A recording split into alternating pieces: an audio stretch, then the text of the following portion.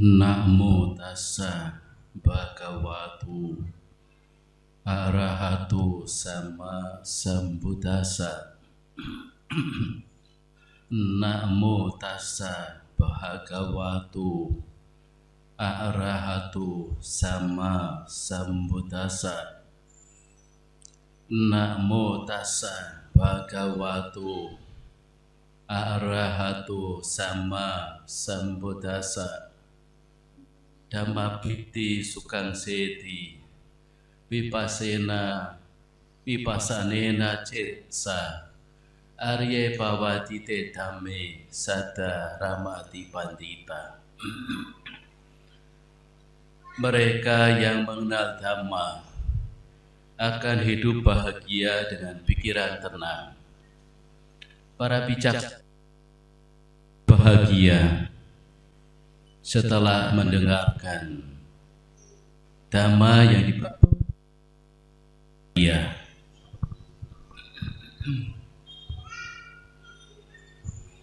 Para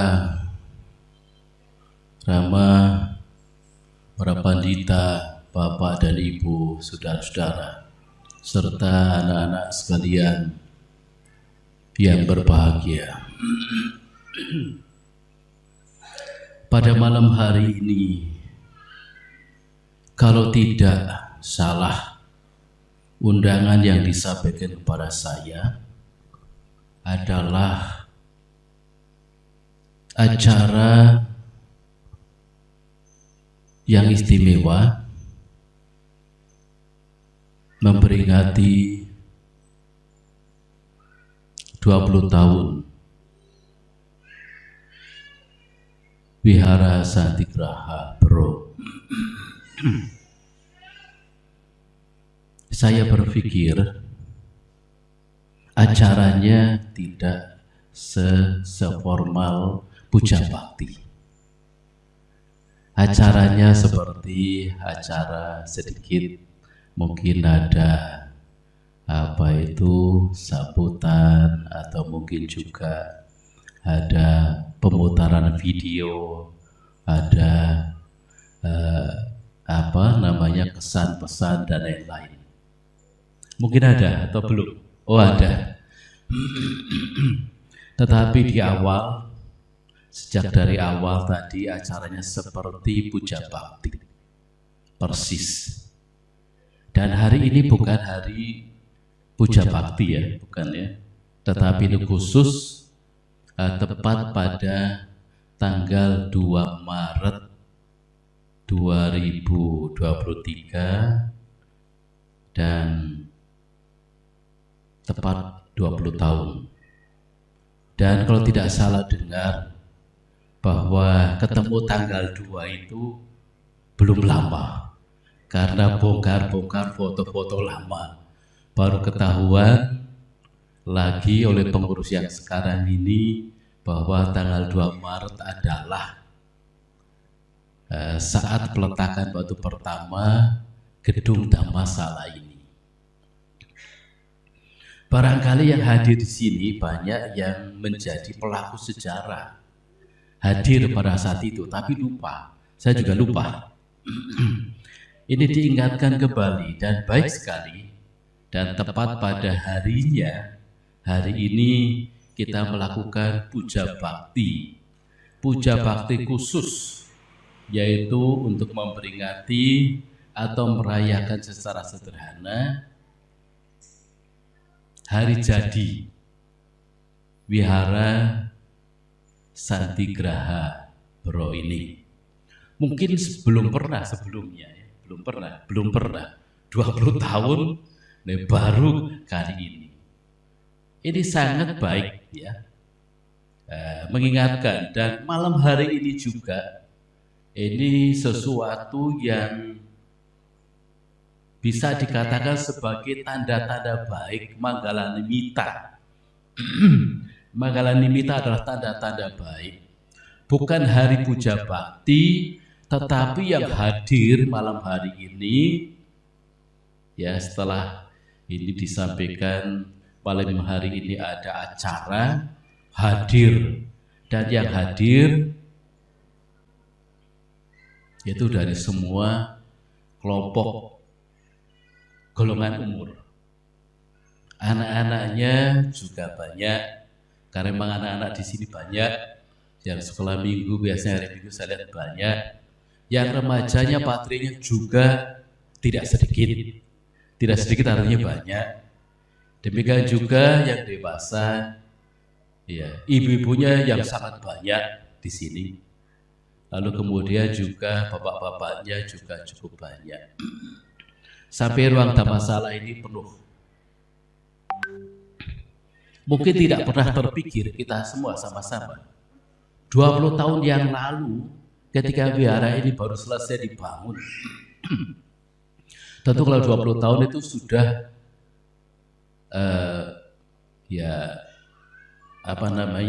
mungkin waktu awal, tapi selewat 20 tahun. Maksud saya bukan selewat, jadi kurang dari 20 tahun. Ya, karena ini jadi wihara ini dan pertama sekali dipakai untuk puja bakti rasanya setahun 2 tahun, saya lupa. Dan pada waktu itu saya hadir waktu awal-awal.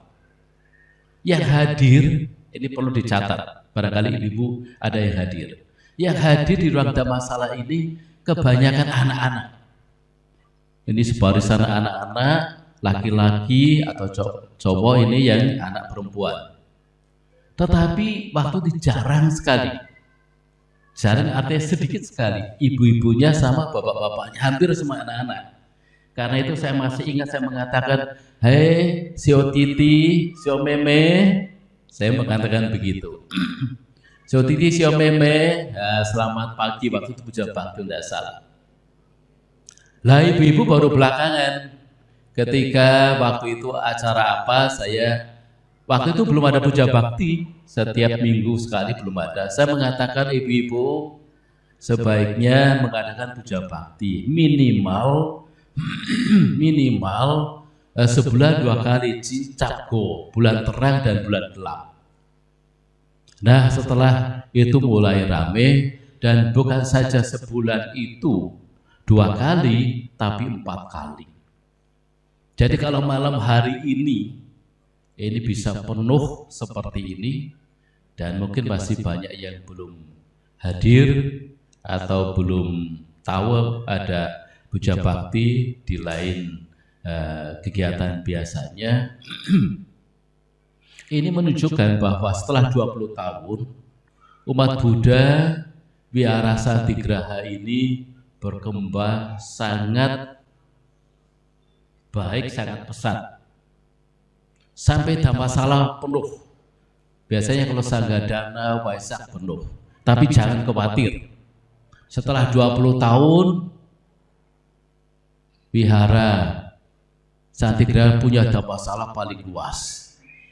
Di samping dhammasala terbuka, ya saya kira semuanya sudah tahu, yang di samping dhammasala dengan Buddha Rupang yang sangat indah 7 meter, lalu stupa, ya Ratana Gosa, ini bisa menampung umat Buddha atau umat di Wihara Santigraha di Bro, ini bisa bukan saja ratusan, ribuan juga bisa muat.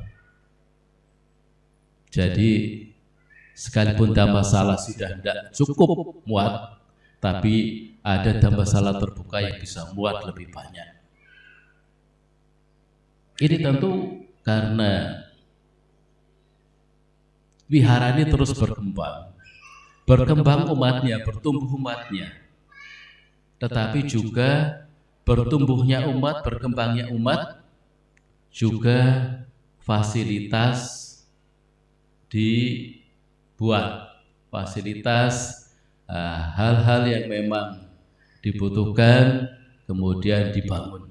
Seperti yang bangunan terakhir ini adalah dhammasala terbuka, hampir lengkap ya fasilitas di wihara ini dengan tanah yang begitu besar, hampir 1 hektar. Dhammasala sudah ada, ruang sekolah minggu 2 lantai sudah ada, Kutibiku sudah ada, ruang bursa, ruang untuk pertemuan, berkumpul, ya, telah kegiatan ada, tempat salat terbuka ada, stupa ada, apalagi. Ini salah satu wihara yang lengkap, dan wihara ini wihara yang terbesar di Bero, karena hanya 2 wihara dan ini wihara yang paling besar. Ya kalau sana lebih kecil, sini lebih besar, berarti ini wihara paling besar. Dan umatnya paling banyak. Ada satu catatan kita sama-sama. Ya kalau kegiatan sekolah minggu sudah berjalan dengan sangat baik. Kegiatannya juga rutinitas menarik dan secara berkala ada kegiatan-kegiatan yang cukup istimewa buat anak-anak dan juga secara umum, ya baik Patria maupun Wadani. Yaitu bagaimana ke depannya. Jadi kita berbicara ke depan, ya. Wihara ini memiliki PAUD dan TK, memiliki sekolah formal, mengingat anak-anaknya ini cukup banyak. Bapak, Ibu, dan saudara-saudara, kalau saya saat ini berbicara tentang kekinian yang saat ini, yang tadi saya singgung, sampai kemudian sedikit saya menyinggung bagaimana ada sesuatu yang belum kita bangun, belum sesuatu yang kita wujudkan, yaitu PAUD dan TK, sekalipun gedungnya sudah ada, itu adalah masa yang akan datang. Tapi izinkan saya menyinggung masa yang lalu, sekalipun nanti ada video, ada apa, silahkan. Tetapi ini yang saya ingin sampaikan adalah pemahaman dan pengalaman saya, ya, yang ya barangkali saya salah satu di antara banyak umat-umat di sini, para sesepuh di sini yang menjadi katakanlah saksi sejarah. Dan saya bersyukur ya 20 tahun saya masih hidup, saya bisa melihat masih ada di sini sehingga tahu bagaimana kemajuan daripada wihara kita ini. Ada sesuatu yang menarik sebelum wihara ini dimulai atau wihara ini lahir. Tentunya dari sebab-sebab sebelumnya. Salah satu yang menarik sebab sebelumnya, yaitu banyak kegiatan baik di kelenteng maupun di rumah, yaitu Cetia, yang waktu itu saya kasih nama Cetia Santigraha di Apotik Gama.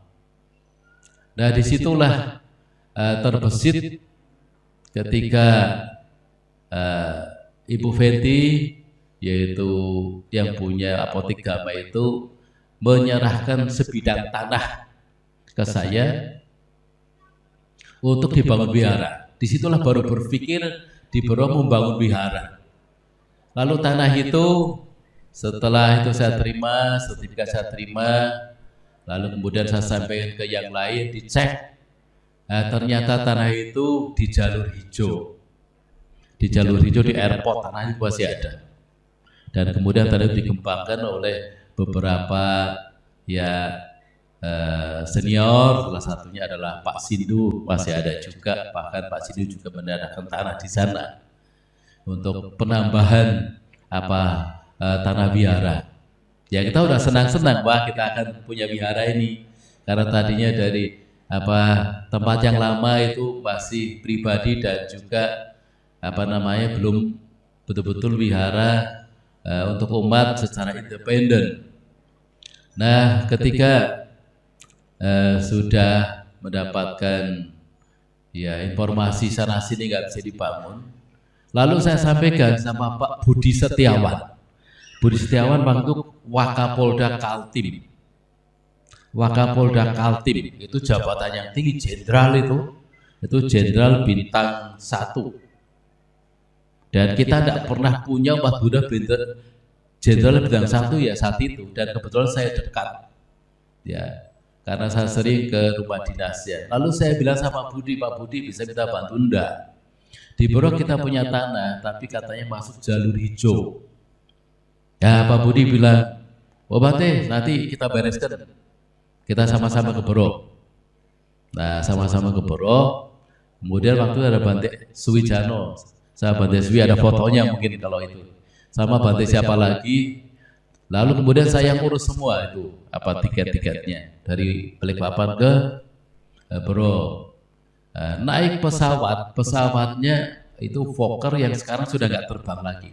Itu pesawat zaman Bung Karno itu yang terakhir saya lihat, terakhir terbang saat itu. Dan yang menarik Pak Budi Jenderal aja takut waktu itu, takut naik pesawat tua.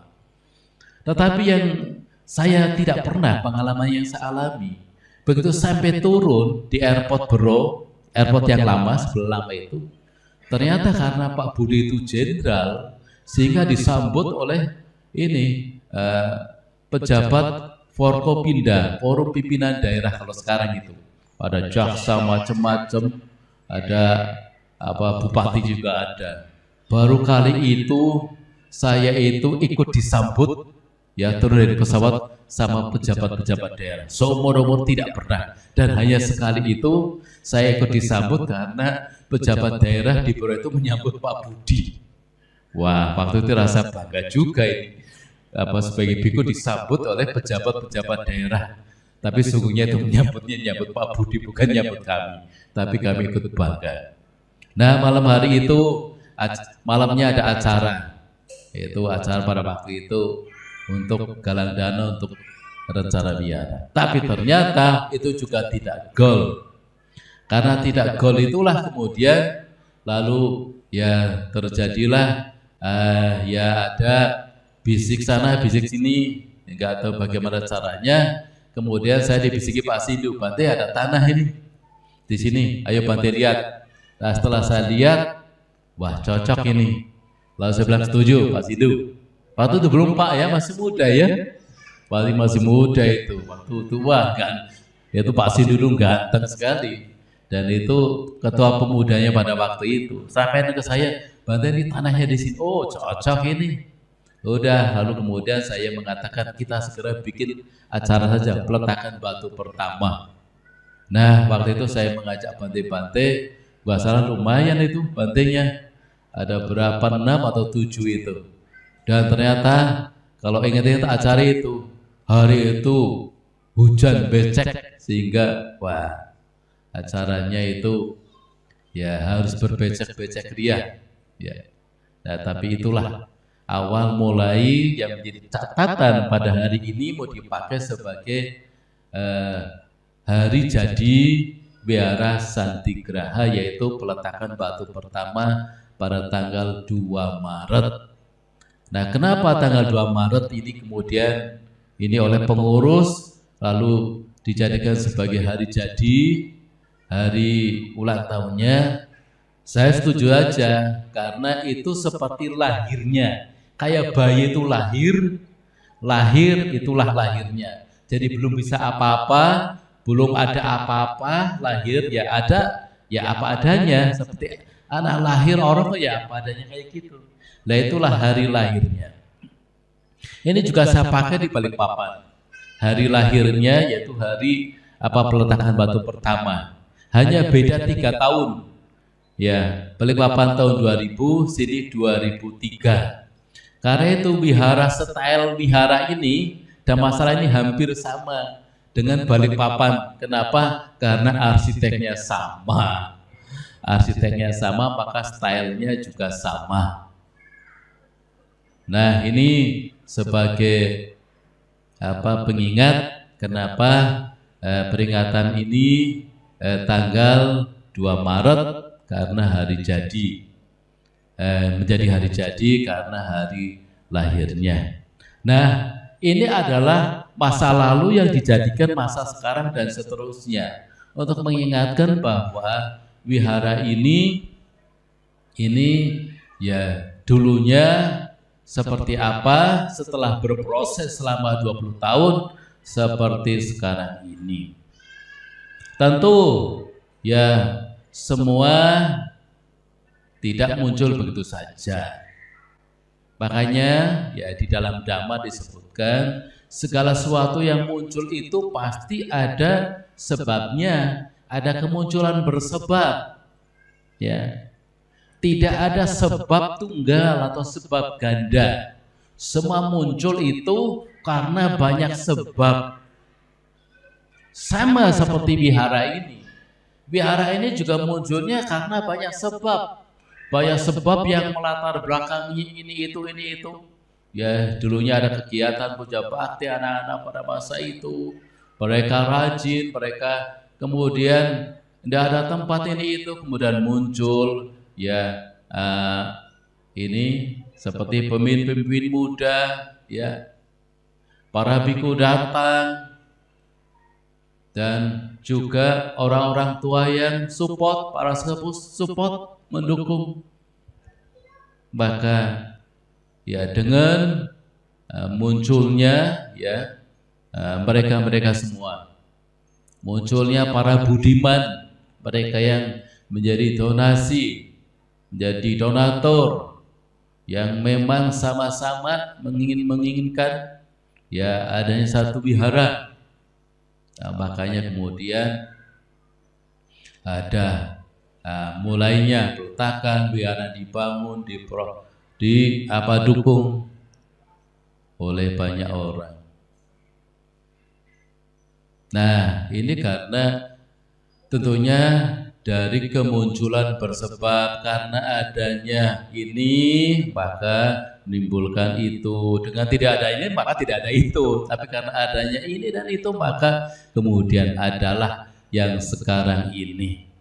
Jadi wihara Satigraha sampai sekarang ini kemunculan di proses yang panjang dari dukungan para budiman yang banyak, ya, dari semangatnya anak-anak dari masa ke masa yang luar biasa sampai saat ini juga, ya. Ini tentu yang membuat wihara ini bisa sampai seperti sekarang ini, sampai maju sepesat seperti sekarang ini. Apalagi kita terus memperbaiki apa ini pengelolaannya, manajemennya, dan macam-macam. Maka apa yang lalu, ya, waktu itu seperti itu, terus dari proses terus menerus, seperti sekarang. Yang lalu kita lihat hanya sekilas saja, tidak perlu lama-lama melihat yang lalu, ya. Tidak perlu lama-lama. Hidup ini kan ada 3 masa. Masa apa saja? Masa lalu, masa sekarang, dan masa yang akan datang. Masa lalu tadi saya ceritakan masa lalu. Karena ada masa lalu, dan masa lalu kita hanya cukup sedikit saja kita lihat. Tengok aja. Nanti kalau yang panjang-panjang biar diputer. Diputer, ada tanggalnya, ada apa. Saya hanya ingin ya menimbulkan sang wega rasa bahagia, rasa bahagia dulunya seperti itu, ya, kok sekarang bisa seperti ini. Ya, itu karena kemunculan bersebab, hukum sebab akibat, gitu. Nah, karena ada masa lalu, maka ada masa sekarang. Jadi anak-anak sekarang nanti kalau 10 tahun yang akan datang, nggak tahu nih anak-anak ini sudah besar-besar atau remaja atau sudah dewasa, barangkali masih ada di sini atau mungkin keluar kota, tapi tidak apa. Ya, anak-anak ini nanti kalau keluar kota, misalnya di kota sana dia kuliah, dia kemudian karena di sini rajin ke wihara, aktif ke wihara, kayak tadi bagus banget dia bisa baca parita, ya, bisa syair Dhammapada. Ya, makanya ini perlu kegiatan yang kemudian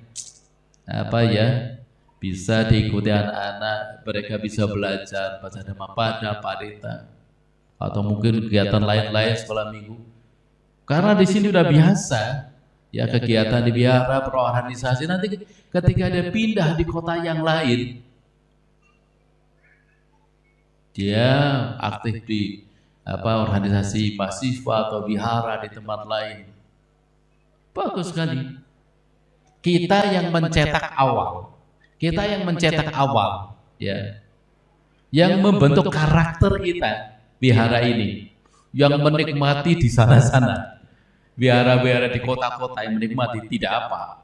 Yang penting anak-anak kita itu masih tetap mengenal ajaran Buddha, masih memeluk keyakinan Dhamma, ajaran Sang Buddha.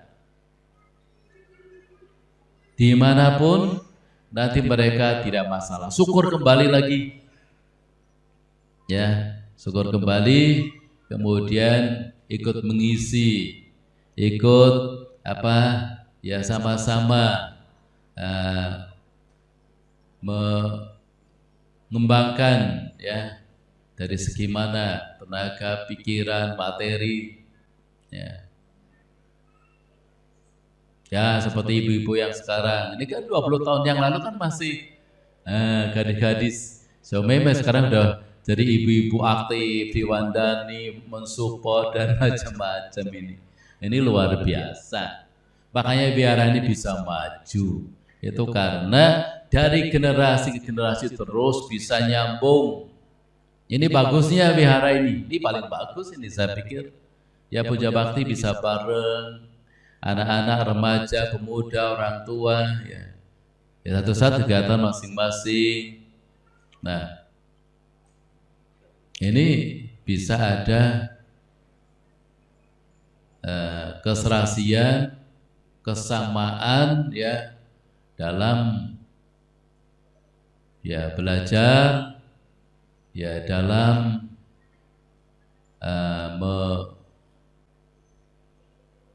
ngubah cara pandang, ya.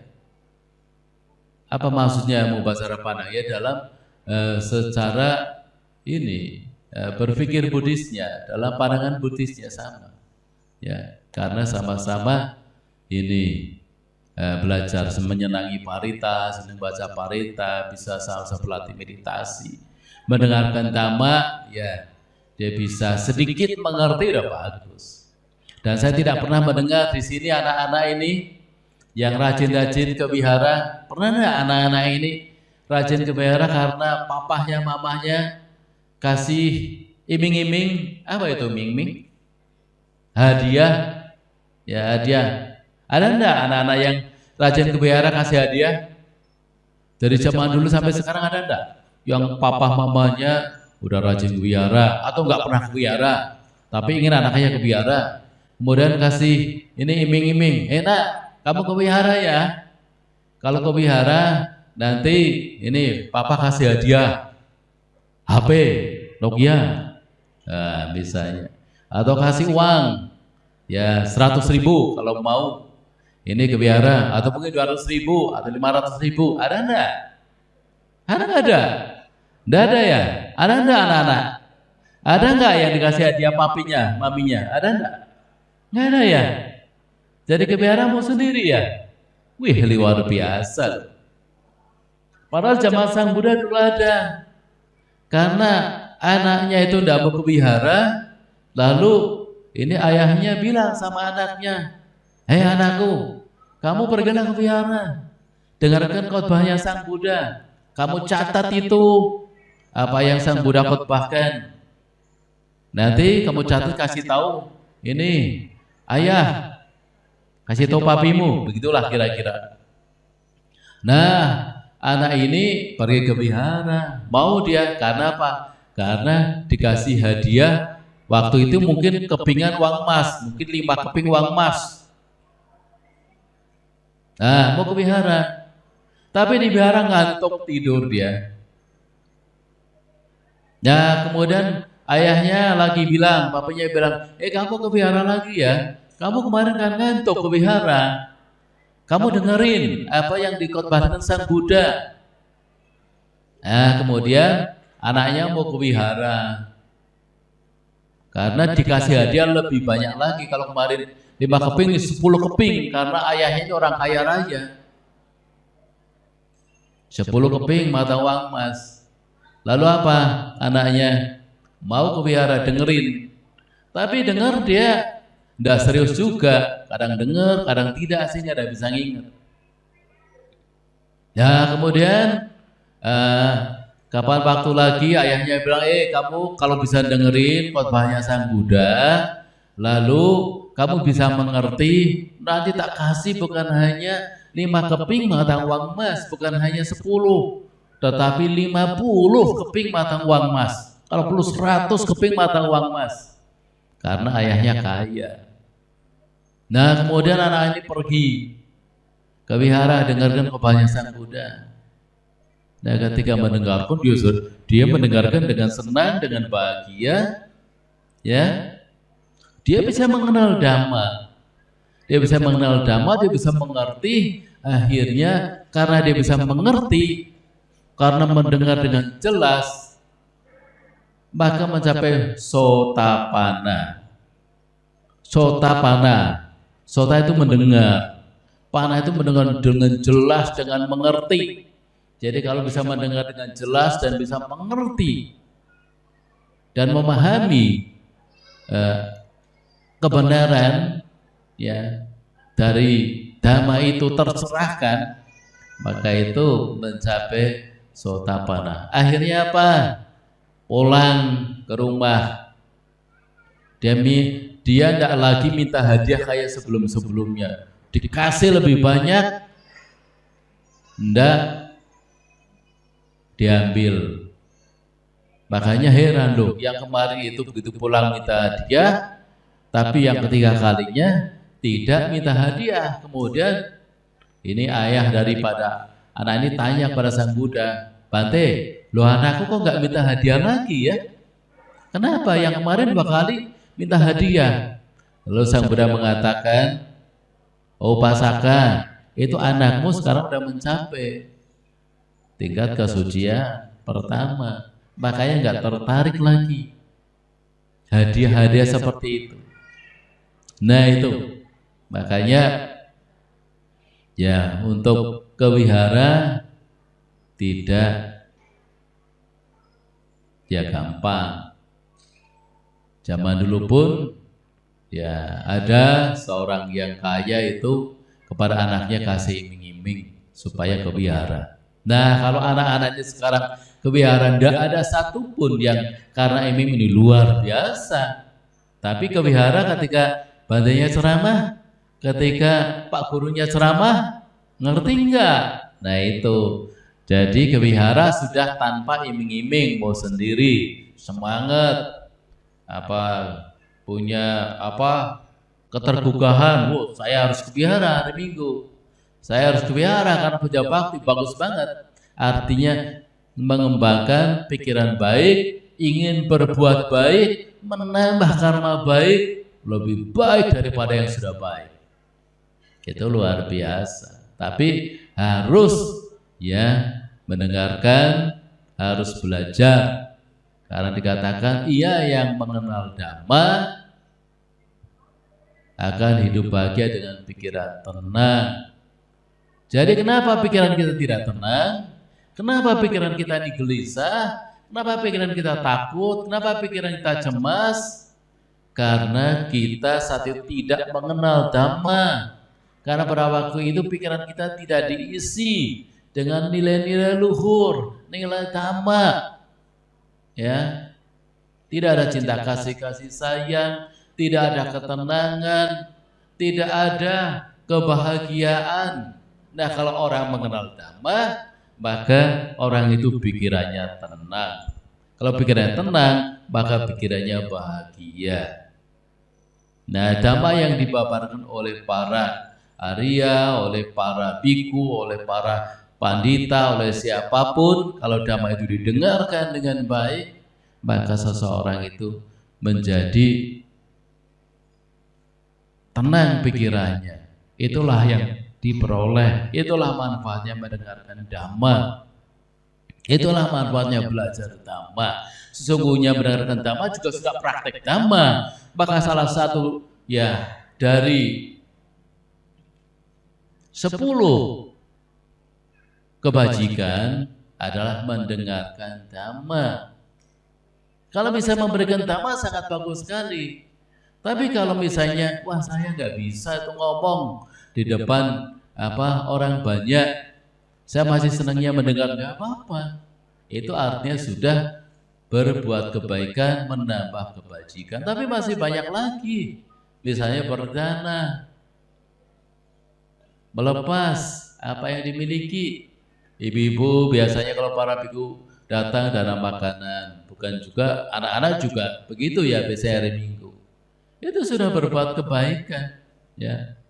Berdana di sekolah minggu masukkan kotak dana. Atau biasanya ini juga ada, marilah kita berdana, masukkan itu seikhlasnya. Memberi yang di bawah. Kalau misalnya dikantongi, waduh saya lupa ini, ya sudah, lupa gimana? Mau pura-pura masukkan, masukkan malah itu pura-pura. Malah yang keliru lagi bukannya karena enggak bawa kemudian masukkan ke kantong, malah ngambil kantong masukkan ke kantong sendiri, itu namanya berbuat karma buruk. Ya bukannya memberi malah mengambil, ya. Ya saya kira enggak ada. Ya di wihara enggak ada begitu. Kalau di wihara sandal hilang enggak ada, sepatu ada enggak ada yang hilang. Karena memang enggak ada yang pakai sepatu. Tapi kalau misalnya latihan meditasi, jam ditaruh, supaya kan kalau ada meditasi kan ganggu, atau HP ditaruh. Pernah enggak begitu? Ada yang hilang enggak? Di wihara ada yang hilang enggak? Ya, ini HP saya taruh ketika saya lagi pelatih meditasi, kok hilang ya? Sebenarnya nggak hilang, itu pindah tempat, mungkin ada yang pindahkan. Nah, kalau ada yang pindahkan itu terlalu itu namanya ya mengambil milik orang lain. Baiklah Bapak Ibu dan saudara-saudara sekalian, saya tidak banyak untuk menguraikan lagi hal-hal yang ya sehubungan dengan peringatan malam hari ini. Ya, uraian saya kira cukup. Pertama, saya menyampaikan rasa sukacita bahagia bisa bersama-sama untuk hadir dan memperingati hari jadi Wihara Santigraha yang ke-20 tahun, yang pertama sekali setelah 20 tahun baru diperingati malam hari ini dengan puja bakti, dengan suasana sederhana tetapi suasana yang cukup kekeluargaan, kebersamaan. Yang kedua, ya mengingatkan tentang masa-masa lalu. Adanya masa lalu itu tidak lepas, ya, tidak lepas terkait adanya masa sekarang. Tapi apa yang masa sekarang itu dari kemunculan bersebab yang lalu-lalu. Ya tidak mungkin kalau sebab-sebab yang lalu tidak melatar belakang sangat banyak, orangnya sangat banyak, yang berkontribusi banyak, yang mendukung banyak. Ya bukan saja umat di sini, tapi mungkin di luar juga yang support wihara ini banyak. Ya termasuk mungkin yang besar-besar, dana tanah dan lain-lain. Ya, itu adalah mereka-mereka orang budiman yang memang telah berjasa dan memang kebajikannya itu tidak akan kemana-mana, karena pelaku kebajikan ya akan ya dikenang namanya baik. Coba kalau kita mendengar siapa yang banyak mendukung berjasa akan dikenang namanya, itu merupakan manfaat daripada berbuat baik. Namanya akan dikenal, namanya harum, ya. Dan juga kebajikannya akan mengikuti kemana saja, ya, sampai pergi ke alam lain kebajikannya akan mengikuti, jasanya tidak akan pernah hilang. Nah, tentu saja ya banyak orang yang telah berjasa terhadap wihara ini, tetapi sungguhnya mereka semua juga telah membuat untuk memberikan manfaat pada dirinya sendiri. Memberikan manfaat pada diri sendiri demi kebajikannya sendiri, bukan untuk orang lain. Andai kata mendukung wihara ini, sesungguhnya adanya wihara ini sesungguhnya menjadi tempat untuk menanam ladang, untuk menanam jasa. Coba kalau nggak ada wihara ini, waduh, kita susah. nggak ada tempat menanam jasa, ladang. Karena berdana ke wihara itu kebajikannya sangat besar, nilainya sangat besar. Jadi beruntunglah mereka semua yang telah turut mendukung, turut membangun, turut mengembangkan wihara ini. Sesungguhnya kebajikannya adalah akan dimiliki, kebajikannya akan mengikuti kemanapun juga. Ya sudah tentu, ya kami apresiasi, para pengurus apresiasi, generasi sekarang apresiasi atas kebajikan para sesepuh, para pendiri awal, para budiman masa-masa awal, hingga mungkin masih ada yang sampai sekarang masih mendukung. Ini yang perlu saya ingatkan.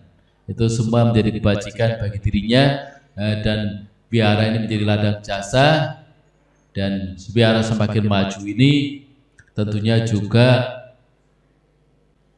perlu terus didukung supaya tambah maju lagi, fasilitas lebih memadai, karena semakin memadainya fasilitas maka semakin nyaman untuk kita semua juga, bukan untuk siapa-siapa, untuk kita semua.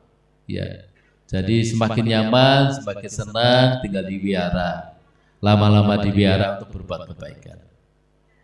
Ya, yang terakhir yang saya ingatkan tentang Dhamma, bahwa ada masa lalu, ada masa sekarang. Nah, terpenting adalah masa sekarang dan masa yang akan datang.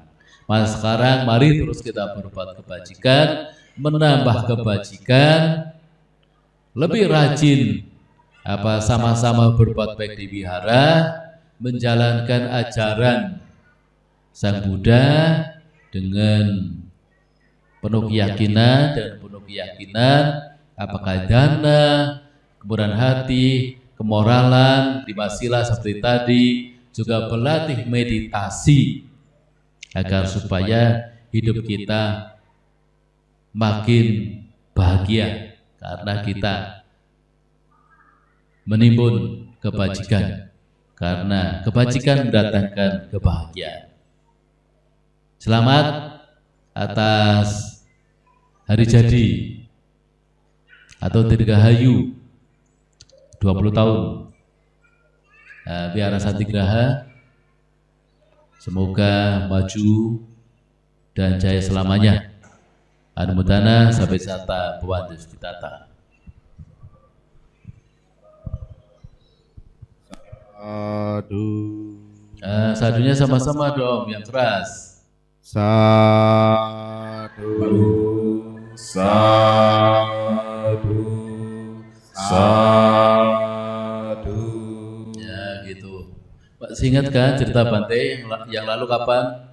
Karena sadu-sadu orang bisa lahir di alam surga Tawatingsa. Karena sadu-sadu itu karena simpatik, karena rasa bahagia orang lahir surga Tawatingsa. Siapa itu? Dalam ceritanya itu adalah pelayannya Wisaka. Hanya mengucapkan sadu-sadu saja yang berbuat Wisaka lahir di alam surga Tawatingsa. Maka sadu-sadu harus keras dan jelas supaya jadi berkah kebajikan.